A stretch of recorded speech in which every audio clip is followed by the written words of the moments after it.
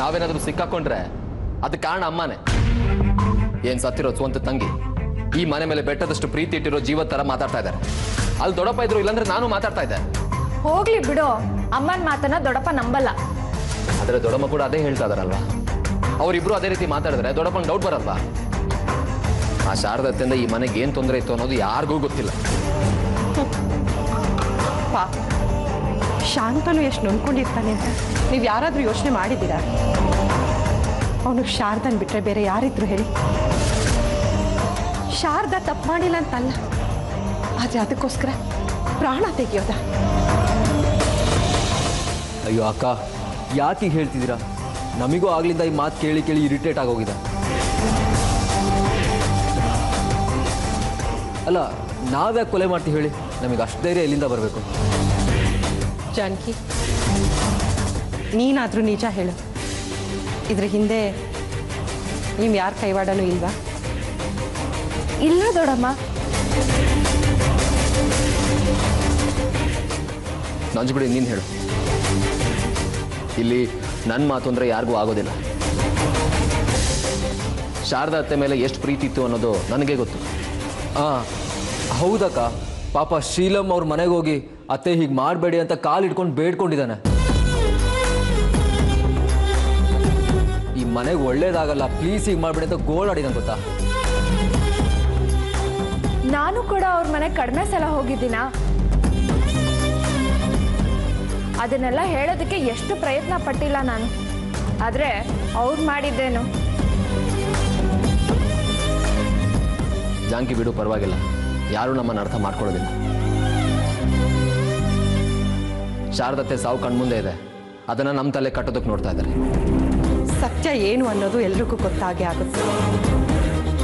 ಶಾರದಾ ಸಾವಿನ ಹಿಂದೆ ಯಾರ್ದಾದ್ರೂ ಕೈವಾಡ ಇದೆ ಅಂತ ಗೊತ್ತಾದ್ರೆ ಅವ್ರನ್ನ ನಾನು ಯಾವತ್ತೂ ಕ್ಷಮಿಸಲ್ಲ.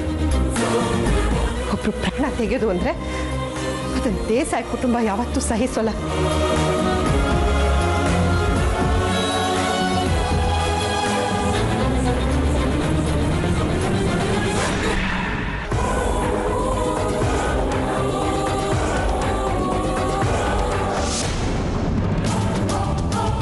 ಶೀಲಂ, ಶೀಲಂ,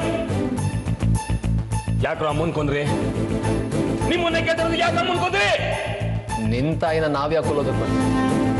ನಿನ್ನೆ ಹೇಳಿಲ್ವ ನಾವು ಕಿಡ್ನಾಪ್ ಮಾಡ್ಬೇಕು ಅಂತ? ಇಂಥ ನಾಟಕದ ಮಾತುಗಳನ್ನ ಎಷ್ಟೋ ಕೇಳಿದ್ದೀನಿ ನಾನು. ನನ್ನ ತಾಯಿನ ನನ್ನಿಂದ ದೂರ ಮಾಡಿ ನೆಮ್ಮದಿಯಾಗಿ ಬದುಕ್ತೀವಿ ಅಂತ ಅನ್ಕೊಂಡ್ರ? ತಾಯಿಗೆ ಪ್ರಾಣ ಕೊಡೋದು ನಾನು, ನಿಮ್ಮ ಪ್ರಾಣ ಉಳಿಸ್ತೀನಿ ಅಂತ ಹೇಗೋ ಅನ್ಕೊಂಡ್ರಿ? ವಿಚಿತ್ರವಾಗಿ ಮಾತಾಡೋದನ್ನ ನಿಲ್ಲಿಸು ಶಾಂತನು. ನಿನ್ನ ತಾಯಿ ಸಾವಿನ ಹಿಂದೆ ನಾವು ಯಾರೂ ಇಲ್ಲ.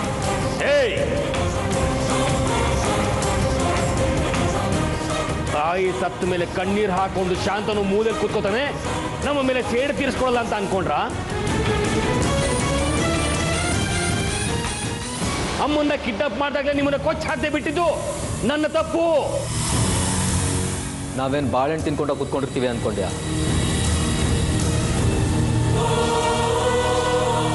ನೋಡು, ಮಾಡದೇ ಇರೋ ಅಪರಾಧನ ನಮ್ಮ ತಲೆ ಕಟ್ಟೋದಕ್ಕೆ ಬರಬೇಡ. ಮಾಡಿದ ಪಾಪದ ಕೂಡ ತುಂಬಿತ್ತನ್ಸುತ್ತೆ, ಅದಕ್ಕೆ ದೇವರು ಸರಿಯಾದ ಶಿಕ್ಷಣ ಕೊಟ್ಟಿದ್ದಾನೆ. ನಿನ್ನ ತಾಯಿ ಬೀದಿ ಹೆಣ್ಣಾಗ್ತಾರಂತ ಅನ್ಕೊಂಡಿರ್ಲಿ. ಸಂಸ್ಕಾರ ಇಲ್ಲದೆ ಬೆಳೆದ್ರು, ಕೊನೆಗೆ ಅಂಥದ್ದೇ ಸಾವು ಸಿಕ್ತು. ಅವ್ರಿಗದು ಬೇಕಾಗಿತ್ತು. ನನ್ನ ತಾಯಿ ಹೋದ ಜಾಗಕ್ಕೆ ನಿಮ್ಮಿಬ್ಬರನ್ನ ಕಳಿಸ್ಲಿಲ್ಲ ಅಂದ್ರೆ ನಾನು ಶಾಂತನನ್ನೇ ಅಲ್ಲ.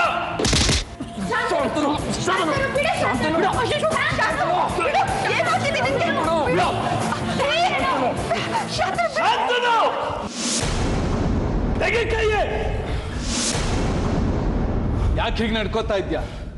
ಏನ್ ತಪ್ಪು ಮಾಡಿದಾರೆ ಇವರು? ಏನ್ ತಪ್ಪು ಮಾಡಿದಾರ? ನನ್ನ ತಾಯಿನ ಕೊಂದ ಪಾಪಿಗಳು.